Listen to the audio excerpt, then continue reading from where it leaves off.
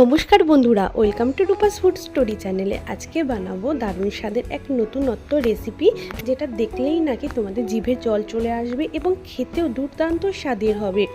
এখন তো বাজারে খুব সুন্দর ঢ্যাঁড়স বা ভেন্ডি যেটাই বলো খুব সুন্দর পাওয়া যাচ্ছে। আজকে সেই ভেন্ডি দিয়ে আমি দারুণ স্বাদের বা ঢ্যাঁড়স দিয়ে দারুণ স্বাদের চিংড়ি দিয়ে মালাইকারি তৈরি করে দেখাবো। তোমরা ভাববে ভেন্ডি আর চিংড়ি দিয়ে আবার মালাইকারি হয় নাকি? অবশ্যই হয় বন্ধুরা।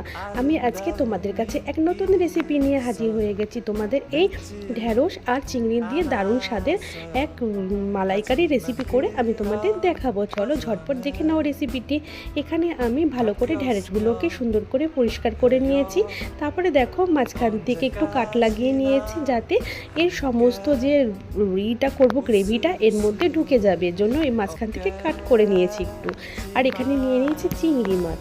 তা চিংড়ি মাছগুলোকে আমি উপর থেকে খোসা ছাড়িয়ে সুন্দর করে পরিষ্কার করে ধুয়ে পরিষ্কার করে নিয়েছি চিংড়ি মাছগুলোকে। এবার চিংড়ি মাছের মধ্যে সামান্য একটু দিয়ে দেব লবণ, আর সামান্য একটু দিয়ে দেব হলুদ। লবণ হলুদ দিয়ে মাছটাকে কিন্তু খুব সুন্দর করে ভালো করে মেখে নিতে হবে চিংড়ি মাছগুলোকে। আর মালাইকারি হবে, চিংড়ি মাছ থাকবে না তা কখনো হয়? তা খুব সুন্দর করে দেখো লবণ হলুদ দিয়ে চিংড়ি মাছগুলোকে মেখে নিচ্ছি। আর এই চিংড়ি মাছ আর ঢ্যাঁড়স দিয়ে আজকে তৈরি হবে দারুণ স্বাদের ঢ্যাঁড়স চিংড়ির মালাইকারি। আর মালাইকারিতে অবশ্যই যেই জিনিসটা মানে সেটা হচ্ছে নারকেলের দুধ। আমি নারকেল একটাকে কুড়িয়ে মিক্সিতে পেস্ট করে দুধ বার করে নিয়েছি। আর এখানে নিয়ে নিয়েছি দেখো আদা কুচি, রসুন নিয়ে নিয়েছি কাঁচা লঙ্কা আর পেঁয়াজ। এখানে আমি 3টে পেঁয়াজ আর নিয়েছি 10-12টা কাঁচা লঙ্কা, নিয়ে নিয়েছি 10টা মতন রসুনের কোয়া, আর নিয়ে নিয়েছি সামান্য একটু আদা কুচি। এবার ভালো করে মিক্সিতে পেস্ট করে নেব, সুন্দর করে একটা মিহি পেস্ট বানিয়ে নিতে হবে আমাদের। এটা দিয়ে আজকে আমাদের গ্রেভিটা তৈরি হবে। তা খুব সুন্দর করে দেখো মিক্সিতে আমি এটার পেস্ট করে নেব। তোমরা চাইলে এটা শিলপাটাতেও করে নিতে পারো, কোনো অসুবিধে নেই। এবার আমি এটা মিক্সিতে পেস্ট করে নিয়েছি। দেখো একটা সুন্দর ফাইন পেস্ট তৈরি হয়ে গেছে। এবার কড়াই বসিয়ে দিয়েছি উনুনে। এবার দেখো গ্যাস জ্বালিয়ে ভালো করে কড়াইটাকে সুন্দর করে গরম করে নিয়েছি। এবার কড়াইতে দিয়ে দিয়েছি সাদা তেল। তোমরা চাইলে এটা সর্ষের তেলেও করতে পারো, কোনো অসুবিধে নেই। তা তেলটাকে প্রথমে খুব সুন্দর করে ভালো করে গরম করে নেব। তারপর এবার কেটে রাখা ঢ্যাঁড়সগুলোকে আমি দেখো কড়াইয়ের মধ্যে দিয়ে দিয়েছি। এবার হালকা করে একটু ভেজে নিতে হবে।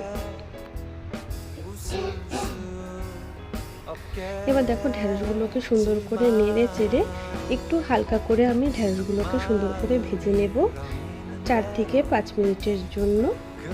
একটু নেড়ে চেড়ে এই সময় কিন্তু অবশ্যই ঢাকা দেব না কিন্তু, তাহলে কিন্তু ঢাকা দিলে একদম বেশি সেদ্ধ হয়ে গেলে খেতে ভালো লাগবে না। হালকা করে লবণ দিয়ে একটু ভেজে নিতে হবে আমাদের। দেখো এরকম সবুজ সবুজ থাকবে, হালকা করে একটু ভেজে নেব। তারপর কড়াই এবার ভাজা হয়ে গেছে, আমার ঢ্যাঁড়সটা তুলে নিয়েছি। কড়াইতে দিয়েছি আবার সাদা তেল দিয়ে তেলটাকে একটু খুব ভালো করে গরম করে নিতে হবে। এবার আমরা মাছগুলোও ভাজবো, তা নাহলে তেলটা যদি ভালো করে গরম না হয় মাছগুলো কড়াইতে আটকে যাবে। এর জন্য ভালো করে কিন্তু তেলটা গরম করে নিতে হবে। এবার আমি চিংড়ি মাছগুলোকে দিয়ে দিয়েছি। এবার চিংড়ি মাছগুলোকে নেড়ে চেড়ে আমাদের একটু ভেজে নিতে হবে, খুব কড়া করে ভাজবো না, হালকা করে একটু ভেজে নিতে হবে চিংড়ি মাছগুলোকে। দেখো এইরকম করে আমি ভেজে নিয়েছি মাছগুলোকে, খুব কড়া করব না, হালকা করে একটু ভেজে নিয়েছি। এরকমই এর কালার থাকবে। এবার মাছগুলো ভাজা হয়ে গেছে, মাছগুলোকে এবার তুলে নেব কড়াইয়ের থেকে খুব সুন্দর করে। দেখো এবার কড়াইয়ে তুলে নিয়েছি মাছগুলো। আবার ওই কড়াইতে দিয়ে দিয়েছি সাদা তেল দিয়ে আবারও ভালো করে তেলটাকে গরম করে নিয়েছি। দিয়ে দিয়েছি এবার 2টো শুকনো লঙ্কা ফোড়নে দিয়ে দিলাম। প্রথমে আমি 2টো শুকনো লঙ্কা দুটোকে একটু ভেজে নেব। শুকনো লঙ্কা দুটো একটু ভাজা হয়ে গেলে এবার আমি এখানে দিয়ে দেব 1 টুকরো দারচিনি, বড় টুকরো 1 টুকরো দারচিনি, আর দেখো 5টা এলাচ। এবার আমি দিয়ে দিয়েছি তেলের মধ্যে। এবার দিয়ে দেব 2 থেকে 3টে তেজপাতা। দেখো এখানে আমি তেজপাতাও অ্যাড করে দেব সোমবারে। এর ফলে খুব সুন্দর একটা দারুণ সেন্ট বেরোবে। আমি 3 থেকে 4টে দেখো এখানে তেজপাতা দিয়ে দিয়েছি, আর কোনো কিছু এখানে দেব না। এবার দেখো খুব ভালো করে আমি সোমবারে যখন খুব সুন্দর গন্ধ বেরোবে তখন যে আমরা পেস্ট বানিয়ে রেখেছিলাম সেই পেস্ট এখানে অ্যাড করে দিয়েছি। পেঁয়াজ, আদা, লঙ্কা আর রসুনের এই পেস্টটাকে দিয়ে এবার ভালো করে তেলের মধ্যে খুব সুন্দর করে কষিয়ে নিতে হবে, যাতে এর কাঁচা কোনো গন্ধ না থাকে। তাই খুব সুন্দর করে আমাদের কষিয়ে নিতে হবে মশলাটাকে। দেখো এইভাবে নেড়ে চেড়ে খুব সুন্দর করে আমি 4 থেকে 5 মিনিটের জন্য মশলাটাকে কিন্তু দারুণ করে কষিয়ে নেব, যাতে মশলার কাঁচা গন্ধটাও দূর হয়ে যায় এবং সুন্দর করে মশলাটা কষে যায়। মশলাটা যত সুন্দর করে কষবে খেতেও কিন্তু ততটাই টেস্টি হবে। এর জন্য কিন্তু মশলাটাকে কিন্তু ভীষণ ভালো করে কিন্তু আমাদের কষিয়ে নিতে হবে। দেখো মশলাটা কিন্তু ফুটতে শুরু করেছে, তাই এভাবে খুব সুন্দর করে আমি মশলাটাকে কষিয়ে নেব। তোমরা কি কোথা থেকে আমার ভিডিওটা দেখছো বন্ধুরা, প্লিজ একটু কমেন্ট করে জানাবে। তোমরা কমেন্ট করলে আমি ভীষণ খুশি হই। এখানে দেখো আমি এবার দিয়ে দিয়েছি সামান্য একটু নুন এখানে অ্যাড করে দিয়েছি।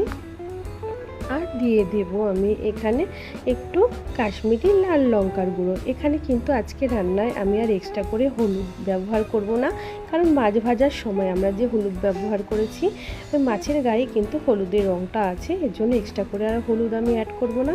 এখানে সামান্য একটু দেখো কাশ্মীরি লাল লঙ্কার গুঁড়ো দিয়ে দিয়েছি, এর জন্য একটা কালারটা খুব সুন্দর আসবে। এবার দিয়ে ভালো করে মশলাটাকে আবার কিছুক্ষণের জন্য খুব সুন্দর করে কষিয়ে নেব। দেখো দারুণ করে ভালো করে সমস্ত মশলাটাকে নেড়ে চেড়ে একটু সুন্দর করে কষিয়ে নিতে হবে। মশলাটা যত কষানো হবে ততই কিন্তু স্বাদ হবে খেতে। আমাদের এই মালাইকারির গ্রেভিটা খেতে দারুণ হবে। তা খুব সুন্দর করে এইভাবে তোমরা নেড়ে চেড়ে কষিয়ে নেবে মশলাটাকে। দেখো মশলা থেকে তেল ছাড়তে শুরু করে দিয়েছে। এই অবস্থায় দিয়ে দিয়েছি আমি এখানে চিংড়ি মাছগুলোকে দিয়ে আবারও কিছুক্ষণের জন্য সমস্ত মশলার সাথে ভালো করে কষিয়ে নেব। দেখো খুব সুন্দর করে চিংড়ি মাছগুলোকে দিয়ে মশলার সাথে ভালো করে আমাদের কষিয়ে নিতে হবে। এইভাবেই অনবরত নেড়ে চেড়ে মশলাটাকে সুন্দর করে কষিয়ে নেব। তারপরে যে নারকেলের দুধটা আমরা করে রেখেছিলাম এর থেকে সামান্য একটু নারকেলের দুধ দিয়ে প্রথমে সমস্ত মশলার সাথে একটু কষিয়ে নেব। এখানে আর এক্সট্রা করে জল ব্যবহার করব না, কারণ নারকেলের দুধ বার করার সময় আমি সামান্য একটু জল দিয়ে দিয়েছিলাম নারকেলের মধ্যে। তারপর থেকে এর থেকে অনেকটা আমি দুধ বার করেছি, এর জন্য এক্সট্রা করে আর জল দেব না। এই নারকেলের দুধটাকে দিয়ে সামান্য একটু দিয়ে মশলাটাকে খুব সুন্দর করে কষিয়ে নিয়েছি নেড়ে চেড়ে।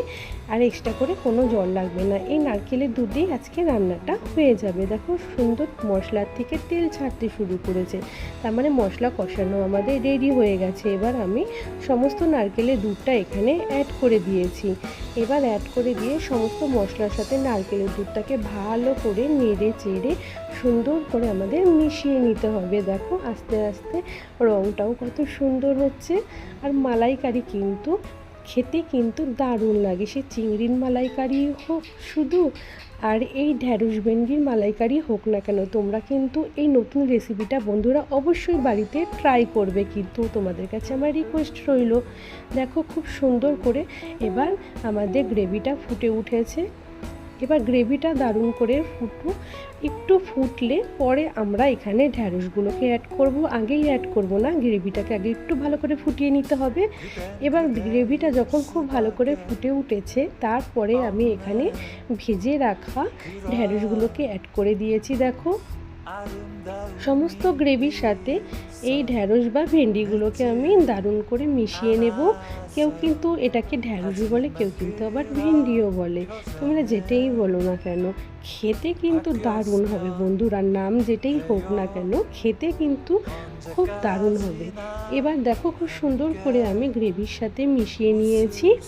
মিশিয়ে নেওয়ার পর এবার ভালো করে আমাদের ফুটিয়ে নিতে হবে।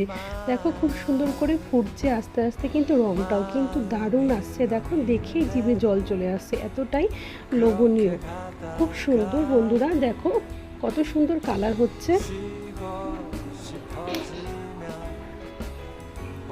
এবার গ্রেভিটা খুব সুন্দর করে ফুটে উঠলেই যখন দেখবে গ্রেভিটা একটু গাঢ় হয়ে গেছে তারপরেই নামিয়ে নেবে। রেডি হয়ে গেল আমাদের। আমি বাটিতে সার্ভ করে দেখাচ্ছি কত সুন্দর হয়েছে। দেখো ঢ্যাঁড়স ভেন্ডি চিংড়ির মালাইকারি রেসিপিটি। যদি আজকের রেসিপিটি ভালো লাগে অবশ্যই কিন্তু আমার ভিডিওতে একটা লাইক করবে, ভিডিওটা অন্য বন্ধুদের মাঝে শেয়ার করে দেবে এবং আমার চ্যানেলে যদি নতুন হয়ে থাকো অবশ্যই আমার চ্যানেলটাকে সাবস্ক্রাইব করে নিও।